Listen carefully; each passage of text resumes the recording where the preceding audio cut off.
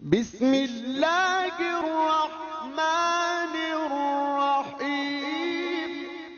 Kemudian yang terakhir Qatadah, ya, mufassir tabi'in dari madrasah Irak.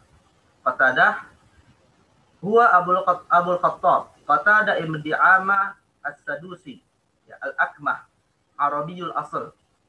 Qatadah ibn Di'amah As-Sadusi Al-Akmah Arabiyul Asl. Ini nama dari Qatadah. Kana yaskunul Basrah. Rawa'an Anas wa Abi Tufail. Abi Tufail ini adalah sahabat yang meninggalnya paling terakhir, ya, Abi Tufail.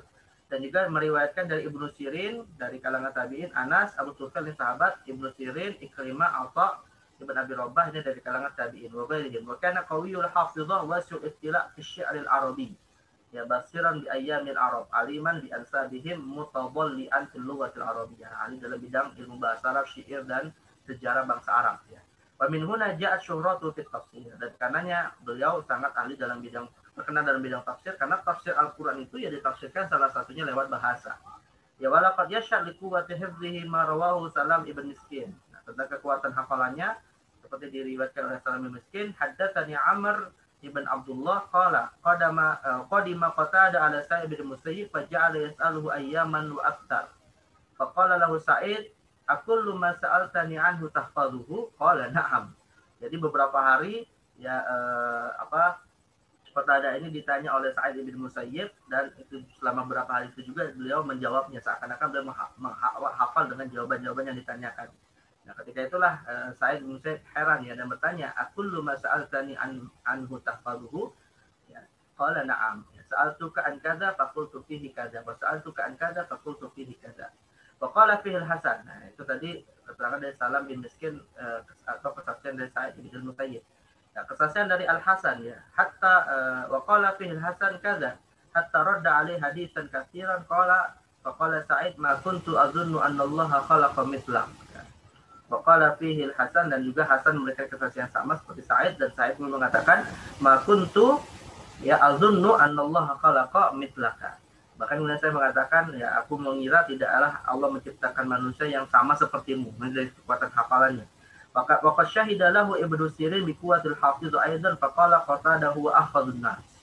Orang yang paling kuat hafalannya, kata Ibnu Sirin. Wa kana Qatadah ala mablaghin 'azim min al-ilmi fawqa mashtuhira bihi min ma'rifati li tafsir kitabillah, hatta qaddamahu ba'dhum 'ala katsirin min aqranihi wa ja'ala ba'dhum min an-nadir tuqaddam atau tuqaddimu ghairahu alaihi. Sampai-sampai beliau dijadikan sebagai tokoh yang didepankan untuk menafsirkan Al-Qur'an, ya. Wa qala fi Sa'id bin al-Musayyib ma atani Iraqi ahsan min Qatadah. Iraqi artinya nisbat kepada Qatadah, yang tidaklah datang kepadaku seorang yang berasal dari Irak kecuali yang lebih baik daripada Qatadah. Wa qala Ma'mar liz-Zuhri, ya, Ibnu Syihab az-Zuhri. Ma'mar berkata kepada Ibnu Syihab az-Zuhri, Qatadah a'lamu indaka am maqbul. Yang paling berilmu itu Qatadah atau Makhul? Maka kemudian Az-Zuhri mengatakan bal Qatadah, ya, lebih berilmu daripada Makhul. Makhul juga seorang ulama besar dari kalangan atba'ut tabi'in. Wa qala Abu Hatim sami'tu Ahmad ibn Hanbal wa dzukira Qatadah. Sami'tu Ahmad ibn Hanbal wa dzukira Qatadah fa'atnaba fi dzikrihi. Imam Ahmad pernah ditanya tentang atau Abu Hatim pernah mendengar dari Imam Ahmad ketika menyebut kata Qatadah, beliau panjang lebar menjelaskan tentang Qatadah. Faja'ala yanshuru min ilmihi wa fiqhi wa ma'rifati bil ikhtilaf wa tafsir.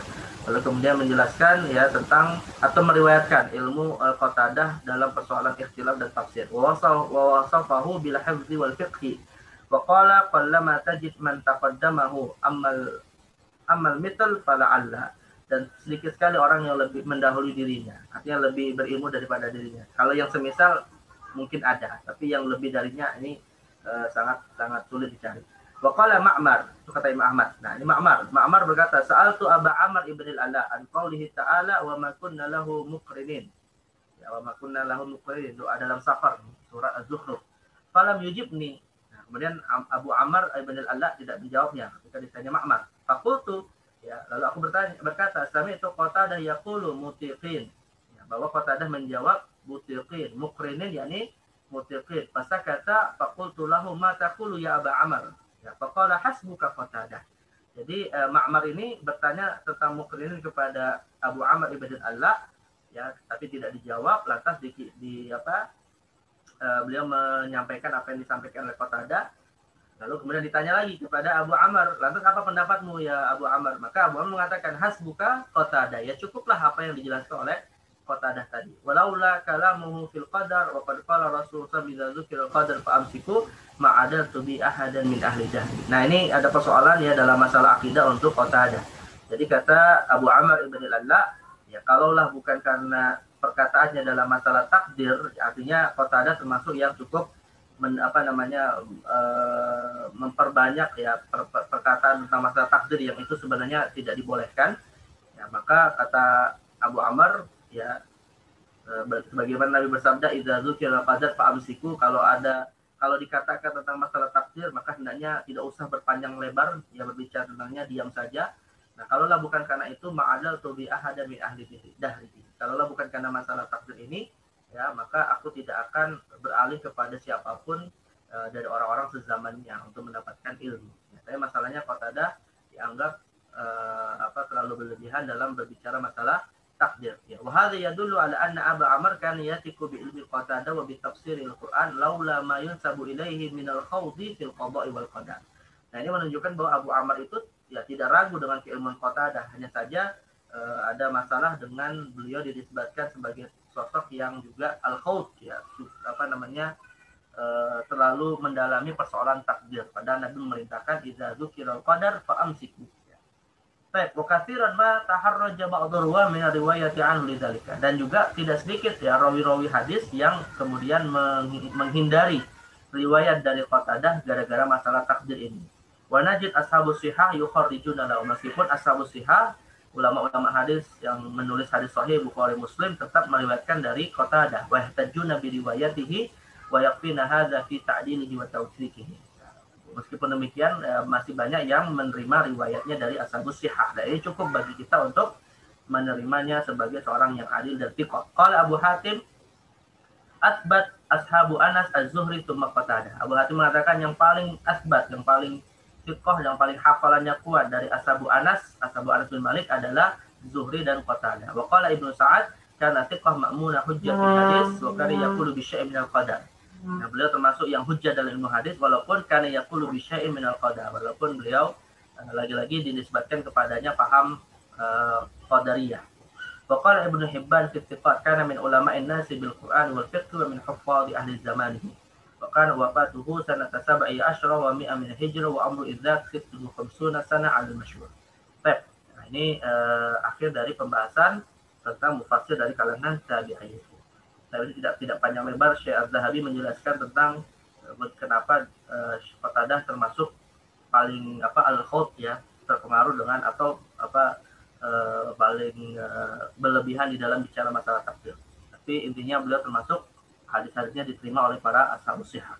Wa ba'd ya fahaula, nah ditutup dengan beberapa paragraf ya akhwat terkait dengan penjelasan akhir ya dari pembahasan mufassir dari kalangan tabi'in. Insyaallah pada liqa yang akan datang kita akan masuk kepada tafsir fi marhalati tadwin. Kita tutup dengan membaca penutup dari Syekh Az-Zahabi. Wa ba'd ya, setelah menjelaskan tentang mufassir tabi'in dan persoalan-persoalan terkait dengan tafsir di masa tabi'in, fa haula'i hum masyahirul mufassirin min at-tabi'in wa ghalibu aqwalihim fi tafsir talaqawha an as-sahabah wa ba'du minha raja'u fihi ila ahli kitab wa ma wara'a dzalika fa mahdhu ijtihadi lahum. Nah, ini menjelaskan, menegaskan ya beberapa sumber tafsir tabi'in yang sudah kita bahas, bahwa kebanyakan mereka mendapatkannya dari riwayat sahabat, ada yang juga mengambil dari ahli kitab walaupun tidak banyak, kemudian juga ada juga yang mengambilnya berdasarkan ra'yi atau ijtihad. Wala syakka annahum kanu ala mablaghin 'azim min al-ilmi wa diqqatil fahmi li qurbi ahdihim min ahdi nubuwah wa ittisal bainal ahdaini bi ahdi sahabah wa li adami fasadi saliqatihim al-arabiyyah wal fasad alladhi sya'a fi ma ba'd hatta balagha ila darajatil hajnah wal mazid al-lughawi. Nah, namun masa tabi'in ini adalah masa di mana ya ilmu-ilmu tafsir, ilmu tentang Al-Qur'an masih terjaga dengan baik ya, karena saliqah Arabiyahnya, bahasa Arabnya masih bagus. Kemudian dekatnya dengan masa Rasulullah dan sahabat. Nah, juga yang mereka ini belum terpengaruh dengan banyak paham-paham menyimpang. Ya, khususnya setelah masa mereka.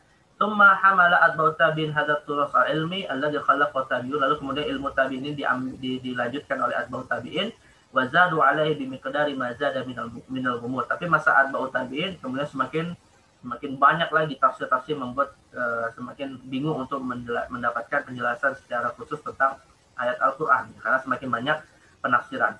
Ya wa majadda min ikhtilafi fi ra'yin, juga perbedaan pendapat sudah semakin meruncing. Ya wa an haula'i akhadha man ja'a ba'dahum wa hakadha karena qala al-khalaf an ilm as-salaf wa hamala ulama kullu jilin ilma man sabaqahum wa zadu alaihi sunnatullah fi tadarrujil ulum tabda dhiqatud dairah mahdudatul masail thumma la talbatu an tattasi wa tatadakham ila an tablugh an-nihaya wa tasil ilal kamal. Ini menunjuk pada kesempurnaan keilmuan dari satu generasi ke generasi berikutnya. Artinya ini semacam muqaddimah nih. Syadzali ingin mengatakan ini masa sahabat tabi'in itu muqaddimah untuk kemudian tafsir menjadi suatu ilmu tersendiri hingga akhirnya kitab-kitab tafsir ditulis menjadi satu kitab yang nanti beliau sebut dengan istilah marhalatu at-tadwin. Fase ketiga disebut dengan marhalatu at-tadwin atau fase pengkodifikasian kitab-kitab tafsir Al-Qur'an. Tentu juga bersama dengan itu adalah ilmu tafsir menjadi suatu ilmu yang sudah terciptakan kaidah-kaidahnya.